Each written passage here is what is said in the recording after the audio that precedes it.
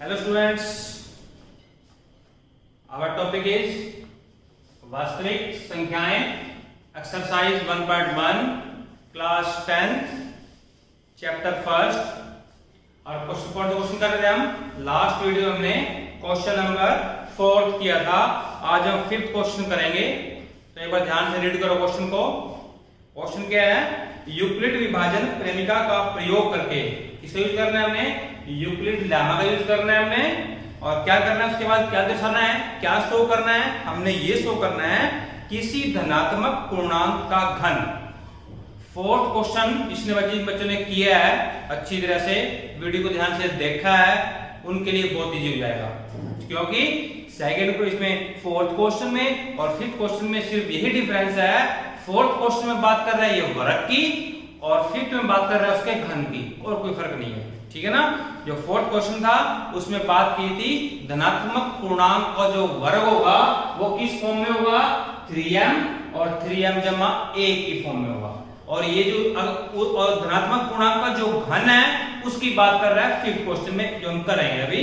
तो उसका जो वर्ग होगा वो तो इस फॉर्म में होगा, हमने 4th क्वेश्चन में किया है। और धनात्मक पूर्णांक का जो घन होगा वो किस प्रकार का होगा, वो कैसा दिखाई देगा आपको? वो दिखाई देगा या तो 9m या फिर 9m जमा 1 या फिर 9m जमा 8, यानी ऐसा। देखो ध्यान से, ऐसा 9m जमा 1 और 9m जमा 8, ये आपको ऐसे दिखाई। इसका अर्थ है m को तो भूल जाएगा कि m क्या है, हमें पता है m क्या है। m की तो क्या पता क्या क्या वैल्यू आएगी। बस ये हमें क्या देखना है, कैसा आना चाहिए? हर एक धनात्मक पूर्णांक का जो हम घन करते हैं वो कैसा होता है? 9 का गुणांक कुछ भी, बस 9 गुणांक होगा वो, या फिर 9 का गुणांक और जमा 1, या फिर 9 का गुणांक और जमा 8। ठीक है? तो ये हमारे पास ये 9 का गुणांक है, ये 9 गुणा क्या जमा 1, ये 9 गुणा क्या जमा 8 है। ठीक है? अब देखो ध्यान से क्वेश्चन करना स्टार्ट करते हैं। अब देखो ध्यान से क्वेश्चन नंबर 4th में इसने जो b की वैल्यू कितनी थी हमारे पास? 3 थी। ठीक है ना? अगर b की वैल्यू 3 थी तो हमने r की वैल्यू क्या ली थी? 0 1 2। अगर मैं यहां पे b की वैल्यू लेता हूं 9, तो r की वैल्यू आपने क्या लेनी पड़ेगी आपको? 0 1 2 3 4 5 6 7 8 तक लेनी पड़ेगी। हम वैसा भी कर सकते हैं क्वेश्चन को, लेकिन क्वेश्चन बहुत बड़ा बन जाएगा। तो क्योंकि जो 9 है वो क्या है? वो 3 की टेबल में आता है, 3 के पहाड़े में आता है। वो क्या है? 3 का, ठीक है, 3 का क्या है कि गुण जो है वो। तो हमें क्या करेंगे, उसको हम इसकी जगह हम 3 भी ले सकते हैं, एक ही बात है। क्योंकि वो 9 है, जो 9 है वो 3 के पहाड़े में आता है। तो जो इसके लिए हम कर सकते हैं b की वैल्यू 3 भी ले सकते हैं, 9 भी ले सकते हो अगर आपने लेनी है तो। लेकिन वहां पे फिर वैल्यू r की 8 पुट करनी पड़ेगी हमें, क्वेश्चन बहुत बड़ा बन जाएगा। तो 9 की जगह क्या ले रहे हैं? 3 ले रहे हैं, एक ही बात है। ठीक है? तो मैंने b की वैल्यू 3 ली है, और बिल्कुल वही जो लास्ट टॉपिक पे किया था, लास्ट वीडियो में था मैंने आपको बताया था ये। तो a को हमने 3 से भाग करना है, ये क्वोशंट है यानी भागफल, ये शेषफल है r। तो a की वैल्यू क्या होगी? 3 क्या हो जमा r, और r की वैल्यू क्या होगी? 0 1 2, और नहीं हो सकती कोई भी। ठीक है? अब देखो ध्यान से, पहले मैंने क्या किया है? r की वैल्यू 0 पुट किया है। r की वैल्यू 0 पुट की तो कितना आ गया? 3 क्या हो जमा 0, यानी कितना आ गया? 3 क्या हो। तो लास्ट क्वेश्चन में हमने इनका वर्ग दिखाया था, अब यहाँ पे इनका घन दिखाएंगे। तो घन दिखाओ, घन का क्या हुआ कि जो पावर है वो कितनी है? 3 है वो। ठीक है? तो 3 का क्या होगा? 3 क्या होगा? घन कर दो, तो 3 गुना 3 गुना 3 कितना आएगा? 27, और क्या होगी? 3। तो इसको हमने क्या लिखना है? ऐसे लिखना है कि 9 का गुण ऐसे लिखना है 9m ऐसे। तो इसको मैं इसमें 9 अलग लिख दिया, इसको लिख दिया 9 गुना 3 क्या होगी? 3। ठीक है ना? जो क्या लिख दिया है 27 को, इसी को दूसरे ढंग से लिख लिया है 9 गुना 3 क्या होगी? 3। और इसको मान लिया कि ये क्या है? m है। जरूरी है कुछ भी लिख सकते हो आप, लेकिन यहाँ पे m बता रहा है, हम h को m बोल देंगे। तो ये क्या है? इसको m मान लिया कि m की वैल्यू कितनी है? 3 क्या होगी? 3। तो ये क्या बन गया? 9m बन गया। ठीक है? उसके बाद r की वैल्यू क्या पुट करेंगे? 1 पुट करेंगे। तो पुट करो यहाँ पे r की वैल्यू 1, तो तो एक वैल्यू कितनी आएगी 3 क्या हो जमा 1 आएगी।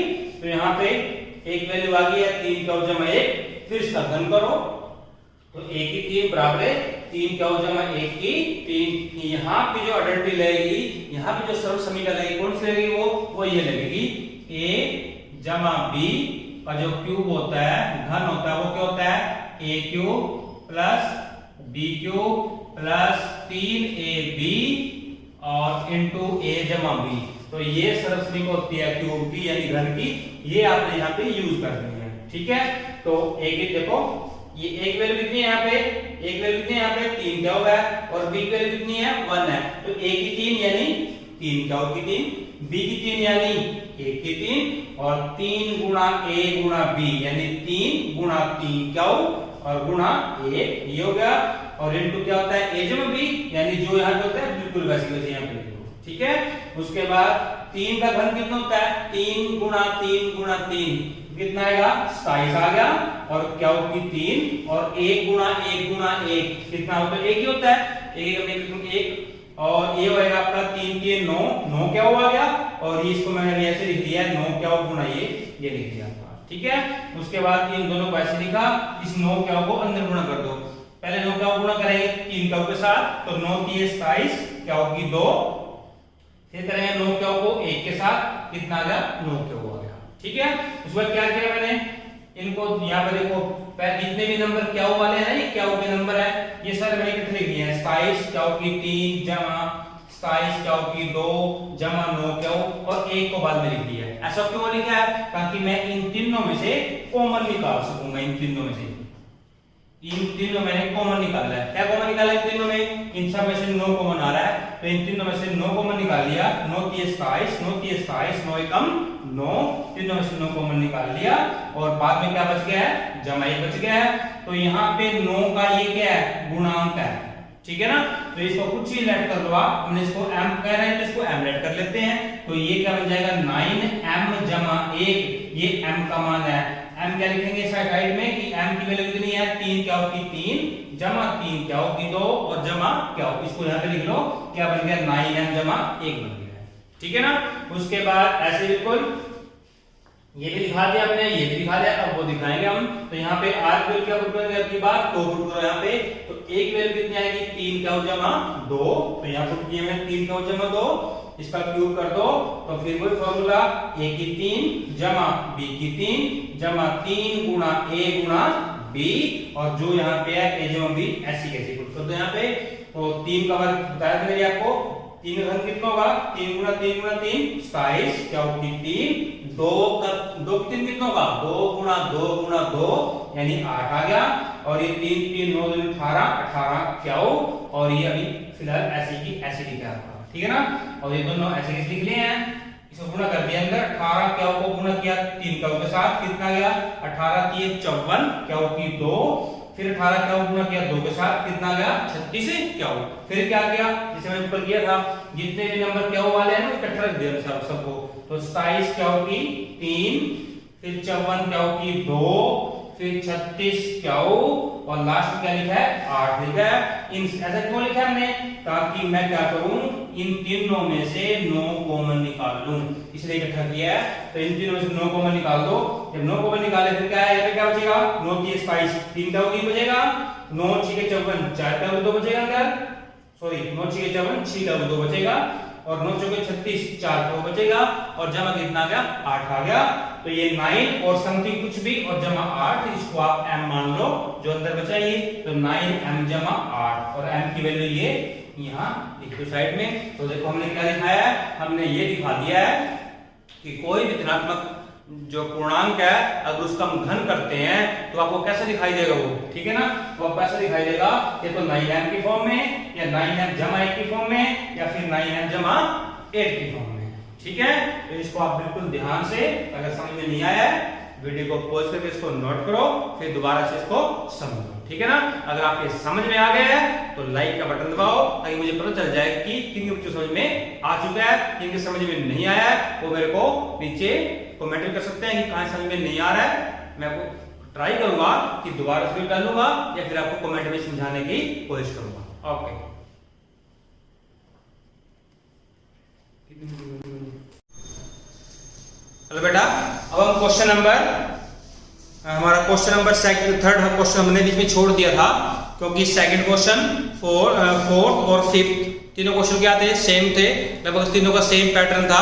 अब हम क्वेश्चन नंबर थर्ड क्वेश्चन कर रहे हैं, और उसको ध्यान से रीड करो एक बार आप। उसमें क्या करना है हमने, जो आर्मी की जो टुकड़ी है, जो आर्मी बैंड है, वो कितने हैं, 616 हैं, और जो बैंड के सदस्य हैं, जो बैंड बजाते हैं, वो कितने हैं, 32 हैं। तो ये क्या कह रहा है कि तो 32 सदस्य हैं वो चल रहे हैं आगे, और जो आर्मी मैन है वो चलेंगे पीछे, लेकिन दोनों में जो स्तंभों की संख्या वो क्या होनी चाहिए, सेम। जितने स्तंभ में बैंड वाले चलेंगे, इतनी स्तंभों में आर्मी वालों में चलना है।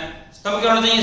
अब देखो स्तंभ होता क्या है, पहले ये देखो आप, जब हम सुबह स्कूल में प्रेयर करते हैं, ठीक है ना, बोलते हैं ना टीचर्स, रो में सीधी सीधी रो करो, अपनी सीधी लाइन सीधी होनी चाहिए। तो ये जो रो, ये जो होती है हमारी, ये क्या होती है, ऐसे रो लगाते हैं, वो क्या होती है, रो, यानी वो क्या होता है, वो पंक्ति होती है। और ये जो होती है, ये इस साइड, ये अगर आप इसको रो लेना है, ये रो है हमारी सारी लाइन में से खड़े होते हो आप, तो ये फिर क्या है, कॉलम है, यानी ये पंक्ति है, और ये क्या है, स्तंभ, ठीक है ना। तो ये जो रो होती है, या अगर ऐसे रो है, तो फिर ये क्या बनेंगे, स्तंभ बनेंगे। ये ध्यान रखना है आपने। तो ये कह रहा है कि जितने स्तंभ में ये आएंगे, क्या वो उतने स्तंभों में आएंगे। अब देखो कितने स्तंभ बने, देखो मैंने आपको एग्जांपल दिया है, 32 सदस्य बैंड वाले हैं, तो मैंने क्या किया, इसके 4 स्तंभ बना दिए हैं। एक स्तंभ ये बनाया इसका 8 के, ये देखो ये 4 स्तंभ बना दिए हैं, 4 स्तंभ में ये चलेंगे, ठीक है ना। और अगर उनको बांटे हम 4 स्तंभों में, तो कितने आएंगे, 6 स्तंभों को आप 4 से भाग करो तो कितना आएगा, 4 एकम 4, 4 पंजे 20, 4 छीके 24, 4 छीके 24, तो 156, तो 156 में आएंगे वो। देखो ध्यान से, अगर हमारे पास 32, ठीक है ना, ये है 32 सदस्य हमारे पास बैंड के, और उनके पीछे हमने 616 जो आर्मी मैन है, जितने स्तंभों में बैंड वाले होंगे, ठीक है ना, उतने स्तंभों में किसको रहना है, आर्मी मैन को रहना है। तो एक बात आप ध्यान रखोगे, इसमें लिखा हुआ है कि अधिकतम, जब ये अधिकतम की बात करेगा, HCF यानी महत्तम, HCF का मीनिंग होता है, फुल फॉर्म क्या है इसकी, हाईएस्ट कॉमन फैक्टर। तो जब भी अधिकतम की बात करेगा, यानी हाईएस्ट की बात करेगा, तो आपने महत्तम निकालना है। और जब भी ये कम की बात करेगा, ठीक है ना, कम का मीनिंग क्या होता है, लघुत्तम, यानी LCM, लीस्ट कॉमन मल्टीपल। तो जब भी ये कम से कम की बात करेगा, तो आपने क्या निकालना है, लघुत्तम निकालना है। और जब ये हाईएस्ट की बात करेगा, फिर आपने क्या निकालना है,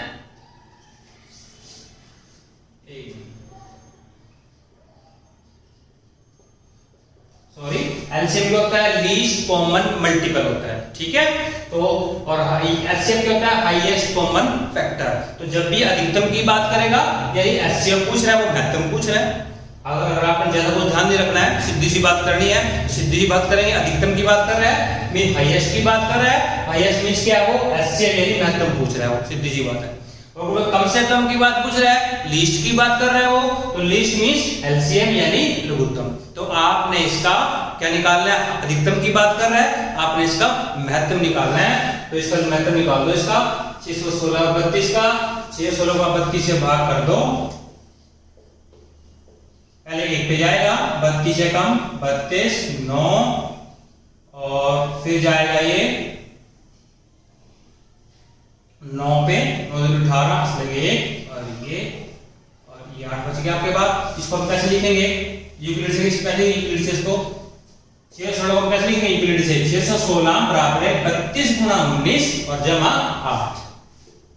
32 गुणा 19 और जमा कितना हो गया 8। और फिर क्या करते हैं, उसके बाद 32 को लेके आते हैं नीचे, यानी 32 को 8 से क्या करेंगे, भाग करेंगे। यहां पे देख लो, ये सबसे बड़ी संख्या है, ये छोटी संख्या है, तो 32 को हम भाग करेंगे तो क्या करेंगे, 8 चौके 32 और शेषफल कितना आ गया 0 आ गया। तो 32 को लिखेंगे 8 गुना 4 और जमा कितना आ गया 0 आ गया। तो इसका लघुत्तम कितना है, इसका एचसीएफ कितना आ गया 8। ये आपका आंसर है। क्लियर, ये ध्यान रखना है आपने। या HCF निकालने से कोई हाईएस्ट की बात कर रहा है, अगर वो लीस्ट की बात करेगा, कम से कम की बात करेगा, फिर एलसीएम निकालना है। तो आपकी एक्सरसाइज 1.1 कंप्लीट हो चुकी है। अपनी फिर कॉपी कंप्लीट कर लो और इसकी प्रैक्टिस भी करनी है आपने, ठीक है। अगर समझ में आ गया तो लाइक का बटन दबाओ ताकि मुझे कंफर्म हो जाएगी आपको सबके समझ में आ चुका है। ओके।